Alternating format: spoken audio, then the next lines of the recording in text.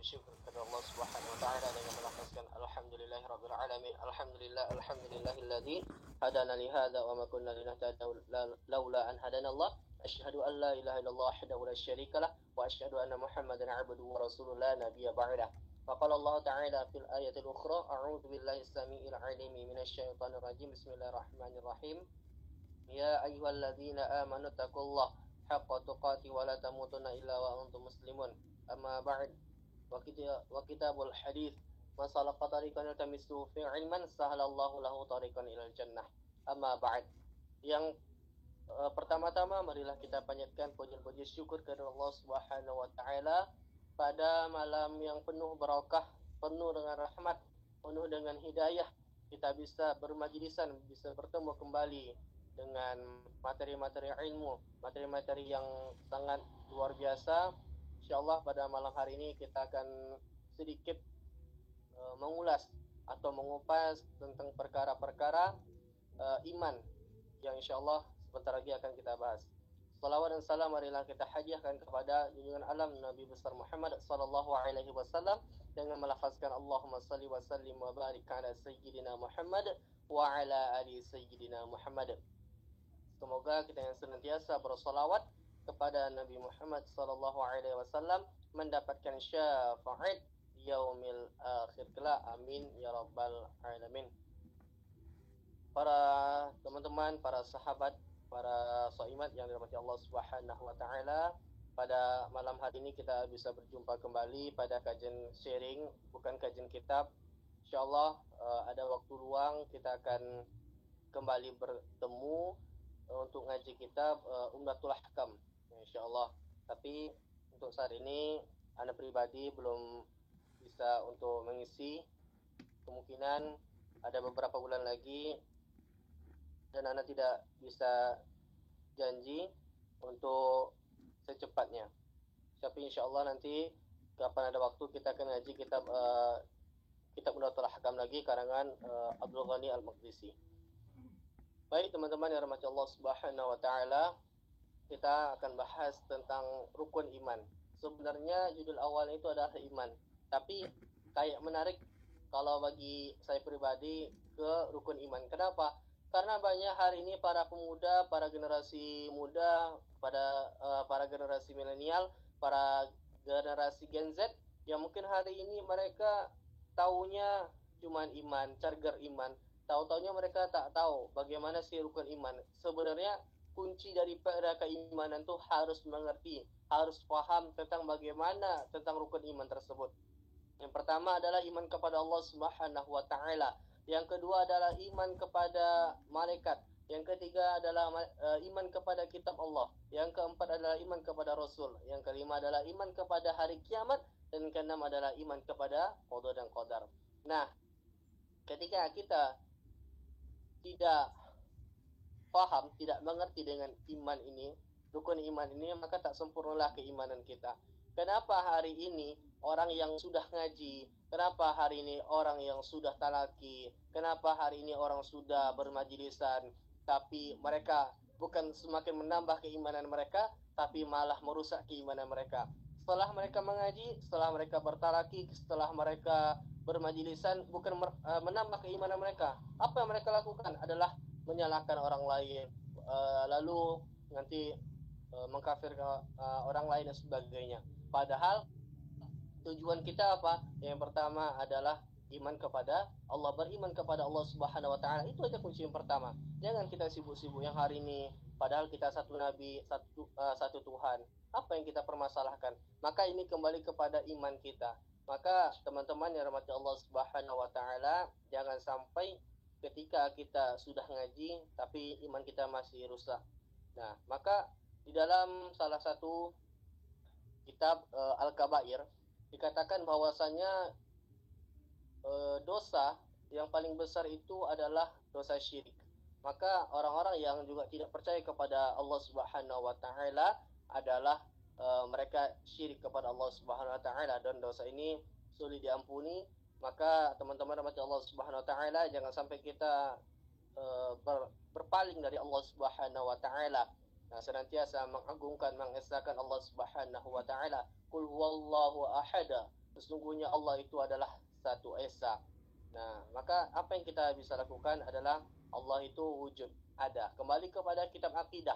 Sebenarnya teman-temanku dirahmati Allah Subhanahu wa taala, kajian kita ini sebenarnya menyangkut kepada akidah, kepada hadis Nabi Muhammad sallallahu alaihi wasallam, kembali kepada Al-Qur'an juga, kembali juga kepada sirah Nabi Muhammad sallallahu alaihi wasallam, kembali juga kepada ilmu-ilmu lainnya yang pastinya. Tapi kita hanya mengulas sedikit-sedikit saja. Ya, semoga ada manfaatnya. Nah, dan orang juga bahasa tentang charger iman gitu kan. Nah, charger iman. Ini banyak sekali yang dilakukan oleh para asatid kita. Nah, jadi di dalam satu kitab, nah kitabnya Ar-Risalah Al-Jami'ah, ini mungkin populer banget ya. Ya, kitab Ar-Risalah Al-Jami'ah karangan Al-Habib Ahmad bin Zain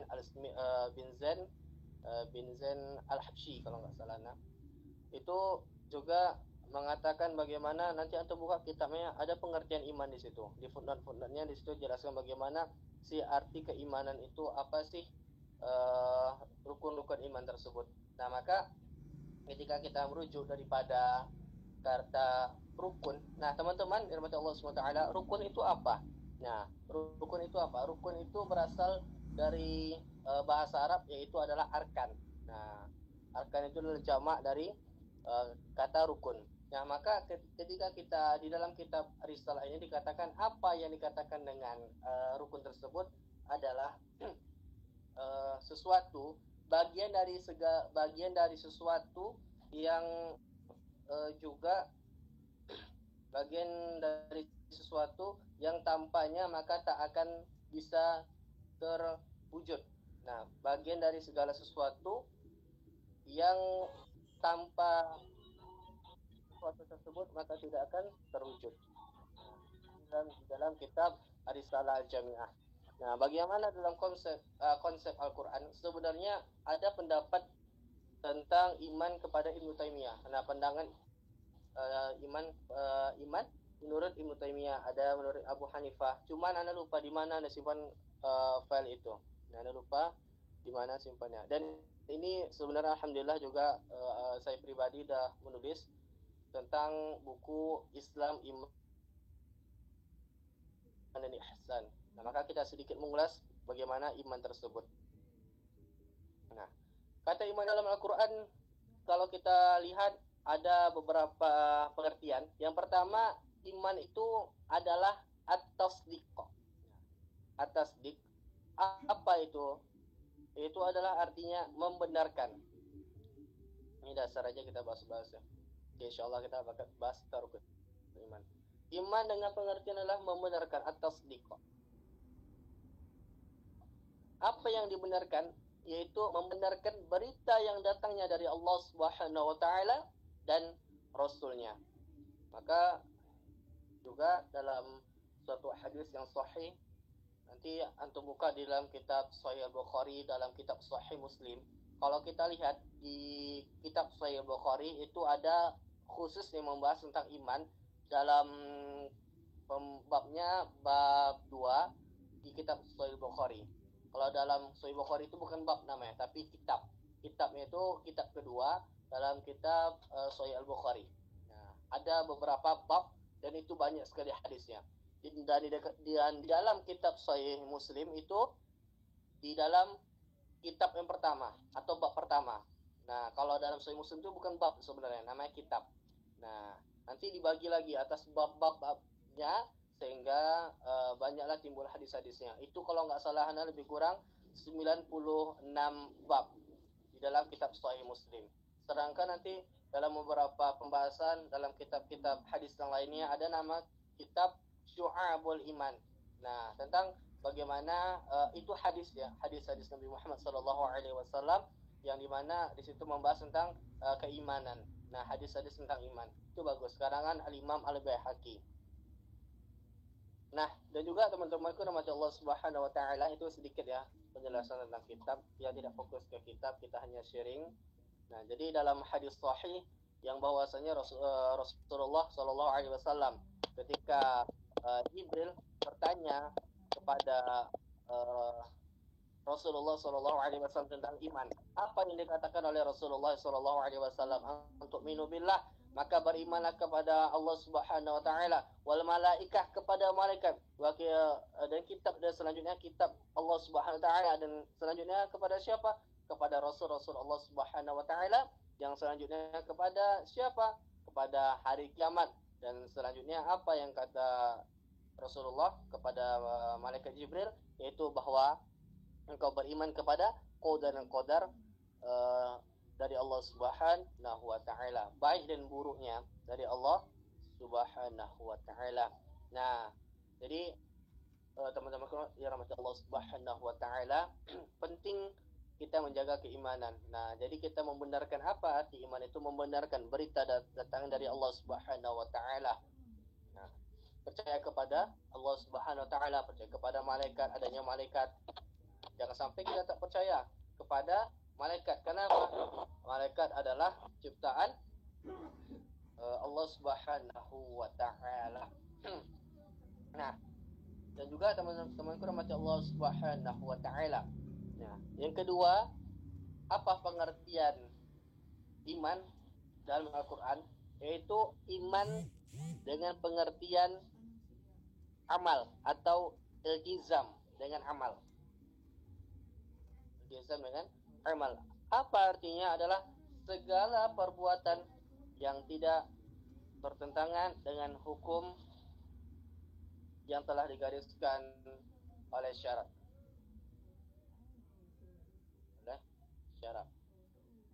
Nah, dan juga ketika kita melihat sebenarnya banyak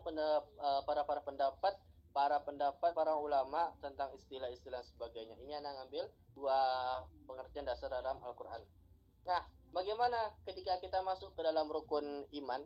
Yang pertama itu adalah iman kepada Allah Subhanahu wa taala. Bagaimana kita bisa percaya kepada Allah Subhanahu wa taala sedangkan kita tidak mempelajari akidah, sedangkan kita tidak mempelajari juga ilmu-ilmu yang lainnya, tidak mempelajari Al-Quran, tidak mempelajari hadis Nabi Muhammad SAW, dan ilmu-ilmu lainnya.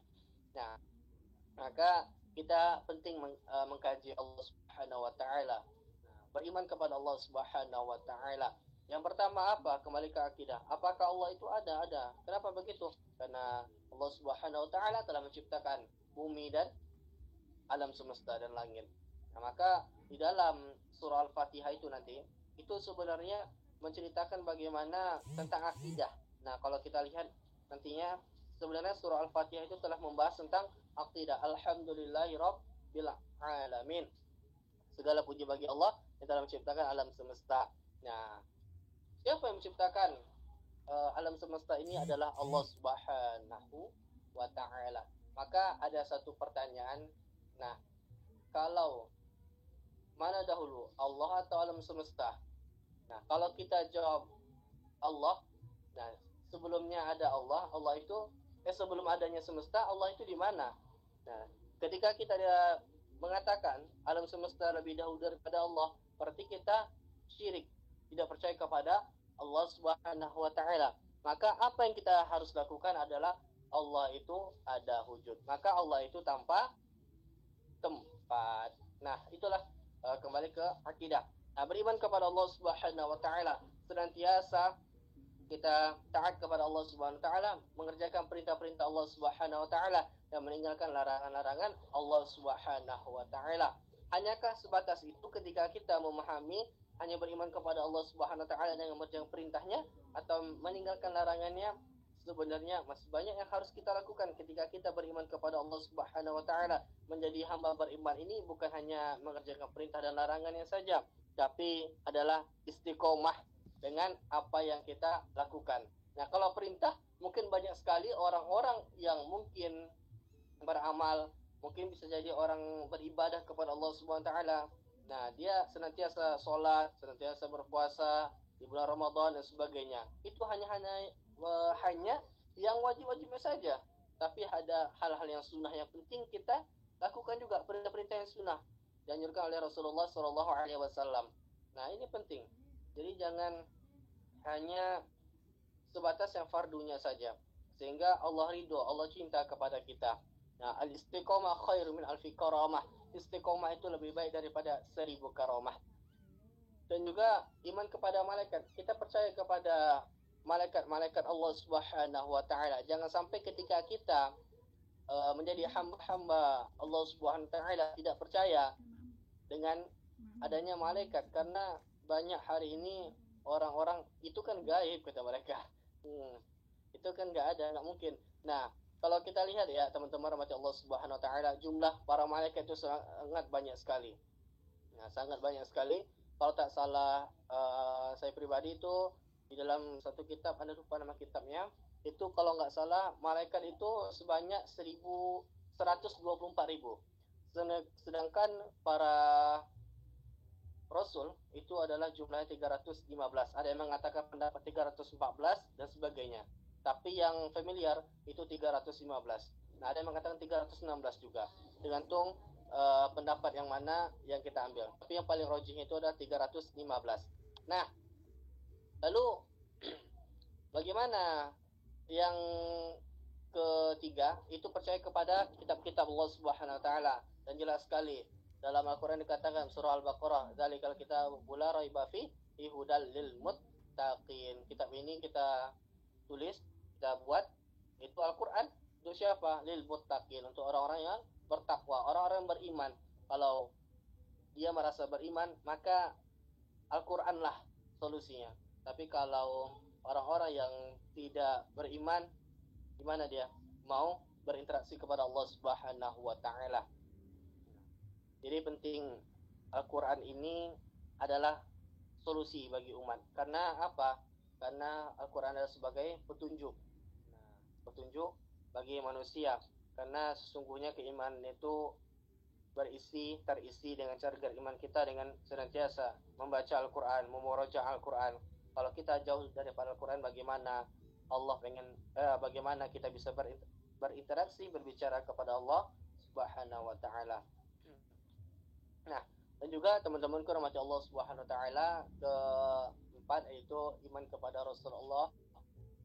Percayalah bahwasanya Allah Subhanahu wa taala telah menciptakan para rasul dan para nabi. Nah, maka kita harus wajib mengimaninya saja. Yang kelima yaitu adalah hari kiamat. Nah, percaya adanya hari akhir. Apa yang kita persiapkan ketika hari akhir adanya hari kiamat adalah amal-amal.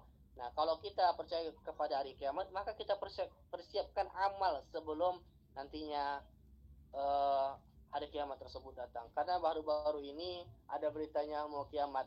Ya, kan ini kan kocak. Nah, kiamat itu tidak ada yang bisa pasti. Hanya Allah SWT yang bisa, yang maha tahu. Tidak ada manusia yang tahu terhadap hari kiamat tersebut. Tapi apa yang kita bisa lakukan? Maka persiapkan amal-amal kita dalam kehidupan sehari-hari. Yang keenam adalah percaya adanya qadar baik dan buruk. Nah, maka setiap kita di hari-hari kita penuh dengan keimanan sehingga kita istiqomah.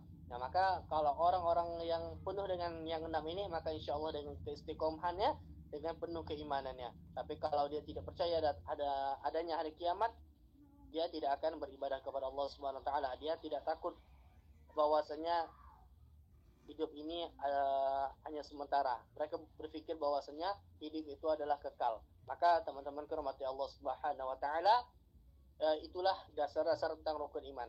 Nah, apa saja hal-hal yang merusak keimanan? Yang pertama adalah syirik. Nah, syirik adalah sesuatu perbuatan yang membuat kita masuk neraka. Nah, syirik adalah juga segala keyakinan dan amalannya yang semestinya harus dilakukan kepada Allah, tetapi mereka lakukan untuk selain Allah Subhanahu wa taala. Nah, jangan sampai kita syirik selain Allah Subhanahu wa taala. Maka ta'budullahi wa la tusyrik. Banyak hadis-hadis Nabi mengatakan demikian dalam kitab Jami' Shaghir, dalam kitab Mishkatul Misbah, dalam kitab Arba'in Nawawiyah. Nah, ada sebagainya mengatakan bahwasanya ta'budullahi wa la tusyrik, yaitu menyembahlah kepada Allah Subhanahu wa taala, dan wala tusyrik, dan jangan berbuat syirik kepada Allah selain Allah Subhanahu wa taala. tusyriku bi syai'a, dan jangan berbuat selain Subhanahu wa taala. Karena banyak ini orang yang pada dukun, masih percaya kepada hal yang gaib, masih percaya kepada hal-hal yang kita. Nah, menyembah kepada hal-hal yang lain, menyembah kepada berhala, menyembah kepada patung dan sebagainya. Nah, maka percayalah kepada Allah Subhanahu wa taala bahwa Allah taala yang memberikan kehidupan dalam kehidupan kita sehari-hari, dalam kehidupan kita dunia maupun akhirat nantinya. Nah, kalau pembagian syirik ini masih banyak lagi yang lainnya. Yang selanjutnya adalah yang merusak keimanan kita adalah yaitu memakan harta-harta yang riba. Nah, maka teman-teman hormati Allah Subhanahu wa taala, yang merusak daripada keimanan kita memakan harta-harta yang riba, harta-harta yang haram. Karena setiap yang perbuatan yang haram ini ya tentu saja teman-teman hormati Allah Subhanahu wa taala yang akan merusak hati kita, merusak keimanan kita. Nah, bagaimana hati kita bisa lunak sedangkan kita masih memakan harta-harta yang haram? Bagaimana hati kita mau lembut kalau kita masih menggunakan cara-cara yang haram? Maka apa yang kita bisa lakukan adalah memakan harta-harta yang halal. Sehingga ketika kita memakan harta-harta yang halal, insya Allah pasti juga iman kita semakin bagus. Nah, tapi kalau kita diiringi dengan ibadah, tapi kalau kita tidak iringi dengan ibadah, ya sama saja. Tapi kalau kita melakukan harta-harta yang haram, melakukan atau makan dengan harta-harta yang haram, maka hati kita akan keras. Maka salah satu tanda-tanda orang yang makan atau mendapatkan dengan cara yang haram, itu hatinya akan keras, sulit menangis, sulit untuk menangis. Dan selanjutnya apa? Yaitu memakan harta anak yatim. Nah, ini salah satu yang merusak keimanan karena banyak sekali di zaman sekarang ketika mohon maaf banget ketika ada omnya, ada pamannya, ada tantenya dan sebagainya yang tinggal di situ, keponakannya. Nah, tahu-taunya di akhir tahun itu kan bulan Ramadan, mereka dapat uang daripada masjid, tapi mereka makan harta keponakan tersebut. Maka ini bahaya sekali. Nah, maka teman-teman rahmati Allah Subhanahu wa taala, penting sekali kita untuk menjaga daripada keimanan kita. Banyak sekali orang yang salah paham dan ini merusak keimanan kita kepada Allah Subhanahu wa taala. Dan juga teman-teman rahmati Allah Subhanahu wa taala, apa ciri-ciri orang beriman? Yang pertama kita lihat nanti di dalam surah Al-Anfal dikatakan bahwasanya yang pertama adalah apabila orang-orang tersebut yang mendengarkan kalimat-kalimat Allah atau sebutan-sebutan Allah, maka hatinya akan merasa gemetar, akan merasa takut kepada Allah Subhanahu wa taala. Hatinya merasa terasa di hatinya. Nah, ketika dibacakan ayat-ayat Allah Subhanahu wa taala, dibacakan kalimat-kalimat Allah Subhanahu wa taala, dibacakan Al-Qur'an, dibacakan zikir, dibacakan sebagainya, sehingga hatinya semakin bertambah keimanannya. Nah, yang menjadi pertanyaan bagi kita, apakah ketika kita dibacakan ayat Al-Quran, ketika kita mendengarkan bacaan Al-Quran, apakah kita menangis, apakah kita sedih, apakah kita merasa bergetar hati kita, terasakan di hati kita? Kalau belum, maka senantiasa membaca ayat-ayat Al-Quran, senantiasa mendengarkan kalimat-kalimat yang baik, sehingga ketika kita bergetar hati kita, inilah yang dikatakan orang-orang beriman. Tapi kalau mungkin di hari-hari kita dahulunya mungkin senantiasa bergetar hati kita, mungkin dahulu kalanya hati kita sering menangis karena ayat-ayat Allah Subhanahu wa taala, namun sekarang tidak, maka perlu dipertanyakan. Maka kembalilah kepada Allah Subhanahu wa taala, teman-teman. Kembalilah kepada jalan yang benar. Jangan sampai yang dulu kalanya kita istiqomah, sekarang malah kita jauh dari Allah Subhanahu wa taala. Nah, yang ke selanjutnya yaitu apa ciri-ciri orang yang beriman adalah senantiasa bertawakal kepada Allah Subhanahu wa taala, senantiasa berserah diri kepada Allah Subhanahu wa taala. Apapun yang terjadi dalam kehidupan ini, dia kembalikan kepada Allah Subhanahu wa taala. Apapun terjadi, diserahkan kepada Allah Subhanahu wa taala. Nah, jangan sampai nanti kita mendahulukan Allah Subhanahu wa taala. Nah, apapun terjadi. Mau hidupnya susah dia terima, mau hidupnya kaya dia terima. Nah, kalau kita kan enggak. Kalau hidup susah kita mengeluh, ya Allah kenapa sih aku ini hidup susah, orang sekitar aku ini hidupnya senang gitu, padahal enggak sholat, aku sholat ya Allah. Nah, kalau orang-orang beriman itu tidak.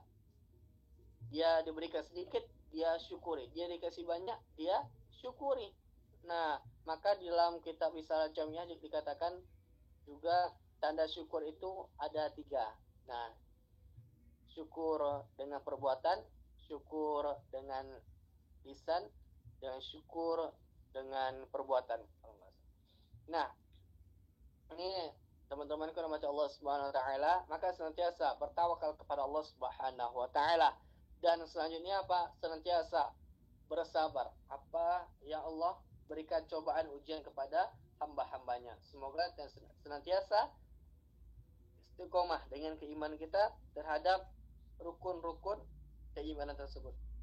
Jangan sampai kita tidak terpenuhi dengan rukun-rukun tersebut, karena iman ini butuh juga rukun-rukunnya. Nah, ciri-ciri orang beriman itu butuh juga rukunnya. Salat butuh rukunnya, Islam juga butuh rukunnya, cinta juga butuh rukunnya. Nah, maka cinta juga ada rukunnya. Semuanya penuh dengan rukun dan penuh dengan syarat-syaratnya. Dan juga teman-teman kerahmati Allah Subhanahu wa taala, iman itu dibagi dalam 77. Dalam kitab Syu'abul Iman dikatakan juga nanti ada 77 cabang keimanan. Apa Ustaz 77 itu? Kalau kita bahas 77 itu mungkin 77 episode atau pertemuan. Nah, sangat banyak sekali. Dan Anda juga udah nulis 77 cabang tersebut. Ada sekitar berapa puluh halaman ini. Nah, jadi kalau kita bahas ini sangat banyak sekali. Nah, maka penting sekali teman-teman, yang intinya kita senantiasa dari cabang-cabang itu. Dalam kitab Riyadhus Shalihin dikatakan apa? Cabang itu yang paling terendah, cabang iman yang paling terendah itu adalah apa? Yaitu membuang duri di tepi jalan. Nah, itu paling serendah-rendahnya iman. Atau membuang batu di tepi jalan, itulah serendah-rendah. Kan banyak orang ketika mereka di jalan, nah mereka tak sadar padahal batu itu bisa membuat orang ban Honda bocor, ban mobil bocor, atau orang terjatuh. Kalau duri mungkin bisa jadi orang bisa tercucuk. Nah, inilah serendah-rendahnya iman. Tapi kita jarang menyadari tersebut, jarang sadar terhadap hal-hal kecil tersebut. Maka kata Nabi apa? Iman yang paling rendah itu adalah membuang duri di tepi jalan. Dan dalam satu hadis dikatakan iman yang paling tertinggi itu adalah mengatakan lafaz kalimat la ilaha illallah Muhammadun Rasulullah. Jadi assalamualaikum, mungkin cukup sekian pertemuan kita pada malam hari ini. Barangkali teman-teman ada pertanyaan atau mungkin dari para sahabat yang ingin bertanya. Kalau nggak ada kita tutup. Silahkan yang mau bertanya.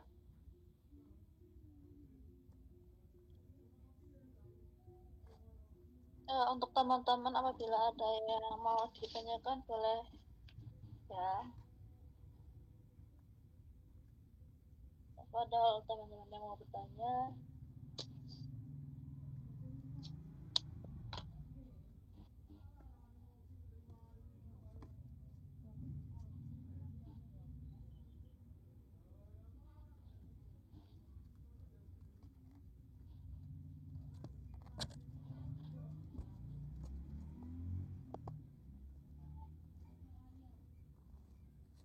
ya, teman-teman yang mau bertanya silakan ya, boleh di open mic atau di kolom chat.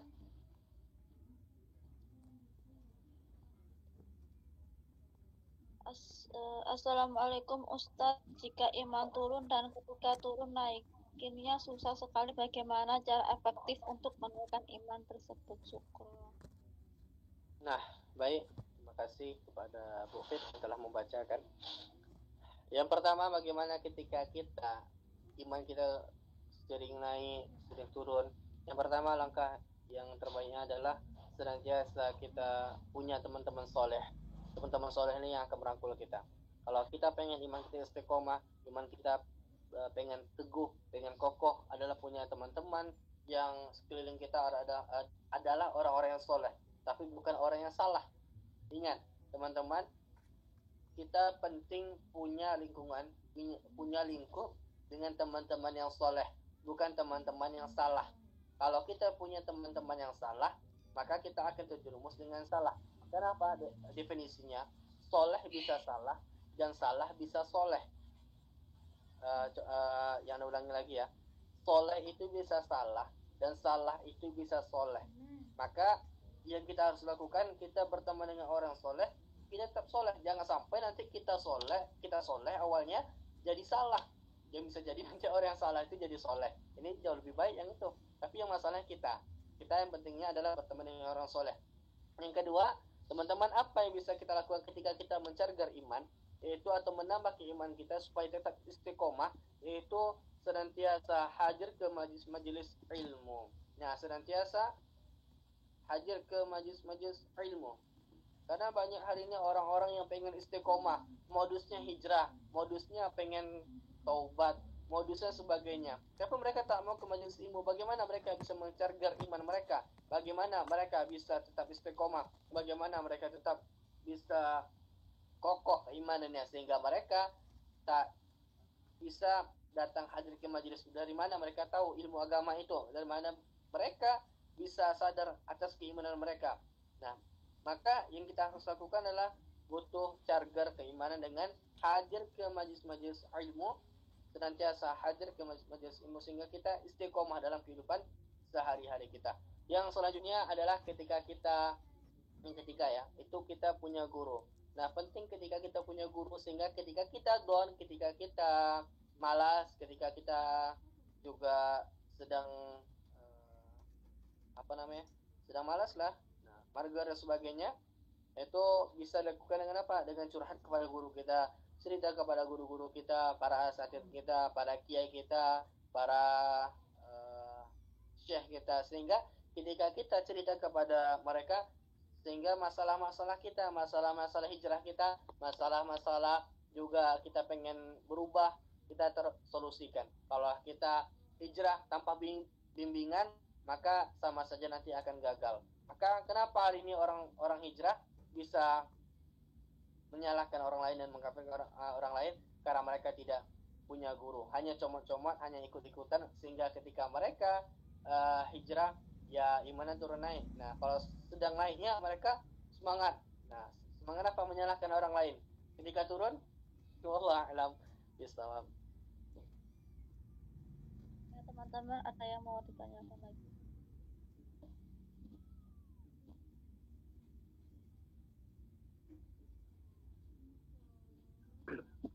Assalamualaikum Ustaz.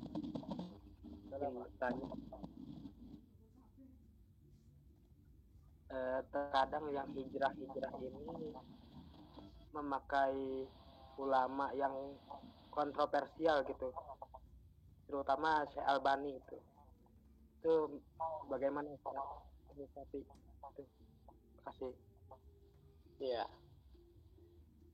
Ya, ada orang-orang hijrah pakai Syekh Albani. Anda juga pakai Syekh Albani juga. Nah, tapi masalahnya orang tersebut tidak mengenal siapa Syekh Albani tersebut.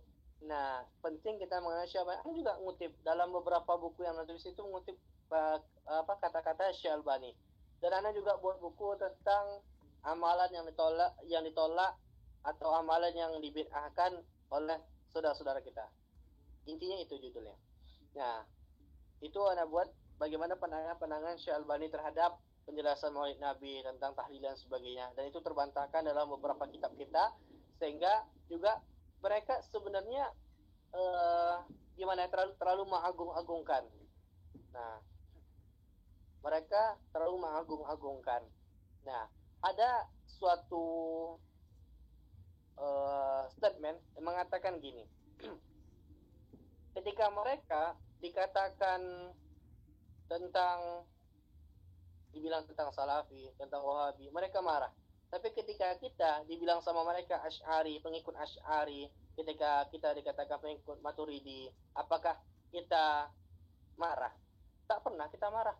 Ketika kita dikatakan pengikutnya Imam Syafi'i, tak pernah kita marah. Ketika kita dikatakan pengikut Imam Hambali, kita tidak pernah marah. Tapi kenapa? Ketika mereka dikatakan pengikutnya Syekh pengikutnya Wahabi, pengikutnya Salafi, pengikutnya Syekh Abdul Wahab, mereka merasa marah, berarti orang yang marah itu ada keganjalan di hati mereka. Nah, ada keganjalan di hati mereka. Nah, kenapa berani kita mengatakan sesat? Karena mereka tak mau disalahkan. Kita pengikut-pengikut yang lainnya. Berarti kenapa dengan ulama mereka kalau disebut dengan yang demikian mereka merasa marah? Nah, kalau kita enggak disebut Asy'ari silakan, mau disebutkan dengan Syafi'i silakan. Nah, yang masalahnya siapa Syekh Albani itu? Syekh Albani itu bukanlah salah satu ulama hadis, tapi beliau banyak mentakhrij hadis-hadis Nabi Muhammad SAW, dan juga beliau banyak membaca buku-buku di perpustakaan. Beliau itu adalah salah satu penjaga perpustakaan, sehingga ketika beliau ini membaca buku-buku di perpustakaan, beliau banyak baca buku-buku hadis Nabi Muhammad SAW. Banyak sekali hadis-hadis yang sahih didoifkan oleh Syekh Albani. Padahal udah sahih nih, tapi didoifkan oleh Syekh Albani. Ini sangat luar biasa. Nah, ini kalau bahasanya orang tidak punya kerja mencari pekerjaan. Hadis yang sudah sahih tapi didoifkannya sama Syekh Albani. Nah, ya kita mengagungkannya. Dan kalau kita lihat apakah Syekh Albani ini adalah ulama salaf, coba nanti antum buka di Google tahun kapan Syekh Albani itu lahir. Pada tahun 1000 lebih. Apakah yang dikatakan ulama salaf itu yang lahir pada tahun 1000 lebih? Nah, ini kita coba buka pola pikir kita bahwasanya Syekh Albani bukan ulama salaf. Ini bukan ulama salaf. Kenapa mereka katakan mereka adalah pengikut salaf? Nah, dan juga teman-teman rahmati Allah Subhanahu wa taala, banyak sekali orang-orang yang terlalu mengagung-agungkan tentang pendapatnya Syekh Albani. Nah, tapi apakah salah Syekh Albani? Tidak salah. Tapi yang salah itu terkadang para pengikutnya yang terlalu ekstrim, terlalu fanatik terhadap Syekh Albani tersebut. Wallahu a'lam.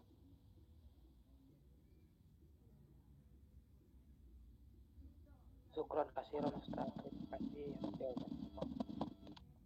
Tadi iman yang paling rendah sama yang paling tinggi itu apa ya Ustaz? Soalnya putus-putus. Apa tadi Bu Fit? Tadi iman yang paling rendah sama yang paling tinggi itu apa ya Ustaz? Ya, Afan. Jadi iman yang paling tinggi itu adalah melafalkan kalimat La ilaha illallah. Dan yang paling rendah itu adalah menyingkirkan duri atau batu di tepi jalan atau di jalan. Nah, kita menyingkirkan duri atau batu tersebut. Itu secara singkatnya. Assalamualaikum warahmatullahi wabarakatuh. Ustaz, bagaimana cara menghadapi orang yang katanya tidak mau mendengarkan pendakwah karena mungkin menurut disampaikan itu beda dari pendapatnya. Gimana caranya agar tidak menyakitinya?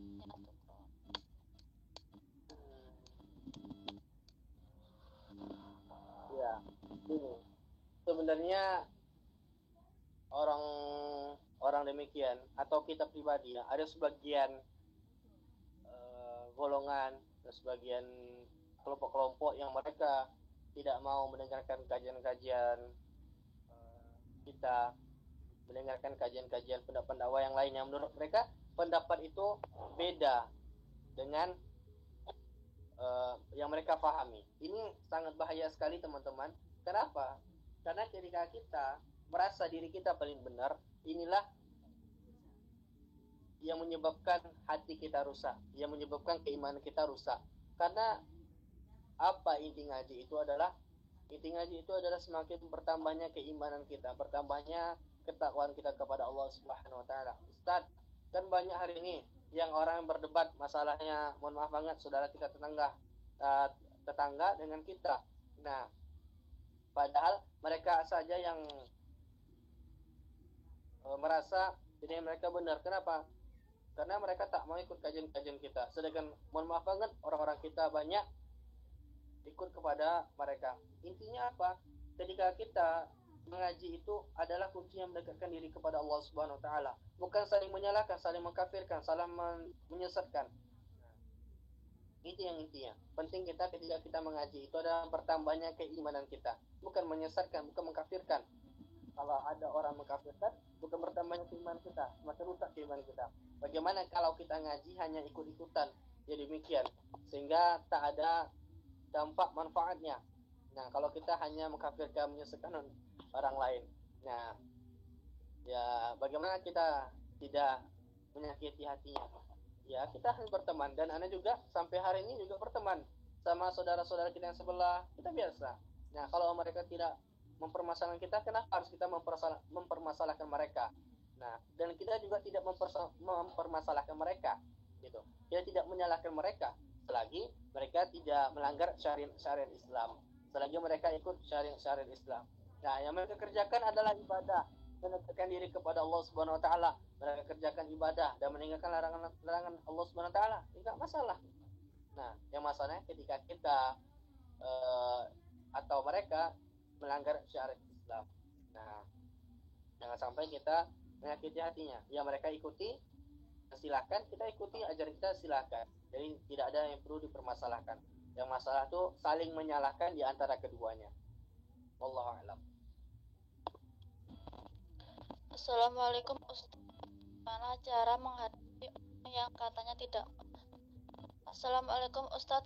Menurut Ustaz, apabila kita menasihati orang lain, namun orang yang kita nasihati itu tidak pernah mau mendengarkan dan peduli akan nasihat kita, apakah kita harus tetap menasihatinya atau tidak? Dan kita sudah tidak mau.